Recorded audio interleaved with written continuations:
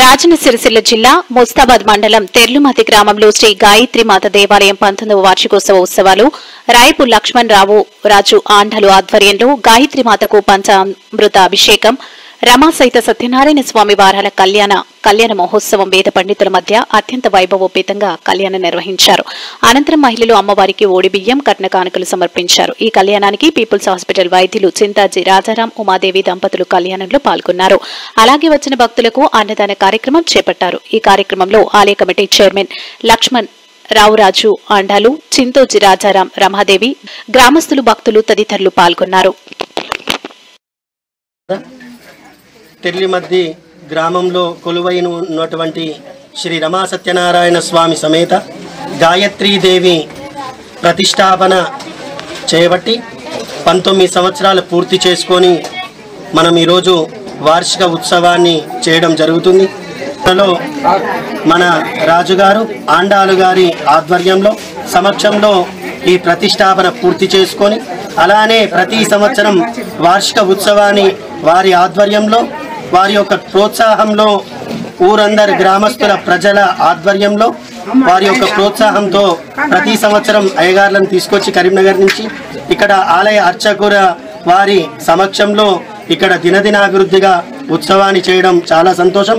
వారికి శ్రీ రమా సత్యనారాయణ స్వామి అనుగ్రహం ఎల్లవేళలా వాళ్ళ కుటుంబానికి ఉండవలసిందిగా మనస్ఫూర్తిగా కోరుకుంటున్నాం. ఈ ఆలయాలు ఉండడం చాలా తక్కువ. ఎక్కడెక్కడనో ఏ ఊర్లో అదృష్టం ఉంటే ఆ ఊర్లోనే ఆ రమా సత్యనారాయణ స్వామి యొక్క వెలవడం జరుగుతుంది, అలానే ప్రతిష్టాపన చేయడం జరుగుతుంది. అలాంటి తెర్లిమద్దిలో శ్రీ రమా సత్యనారాయణ స్వామి విశేషంగా 19 సంవత్సరాల నుంచి అందరికీ ఈ తెర్లిమద్ది గ్రామ ప్రజలందరికీ అన్ని ఆయురారోగ్యాలు అష్ట ఐశ్వర్యాలు వ్యవసాయాన్ని దినదినాభివృద్ధి చేస్తూ ఇలా కొనసాగింప చేసుకుంటున్నాం. అలాంటి శ్రీ రమా సత్యనారాయణ స్వామి ఉత్సవం చేసుకోవడం చాలా విశేషం. అన్నవరంలో ఉన్న సత్యనారాయణ స్వామి అంతా గొప్పగా ఈ ఆలయం దినదినాభివృద్ధిగా చెందాలని మనస్ఫూర్తిగా కోరుకుంటూ రామాచార్యులు కలకుంట్ల. వార్షికోత్సవము 19వ సంవత్సరము. మేము 20 సంవత్సరాల క్రితం కష్టపడి ఈ ఆలయాన్ని ప్రభుత్వం ద్వారా మరియు నా చేతుల ద్వారా ఈ విరాళాలు అందించి మా దేవాలయాన్ని నిర్మించడం జరిగింది.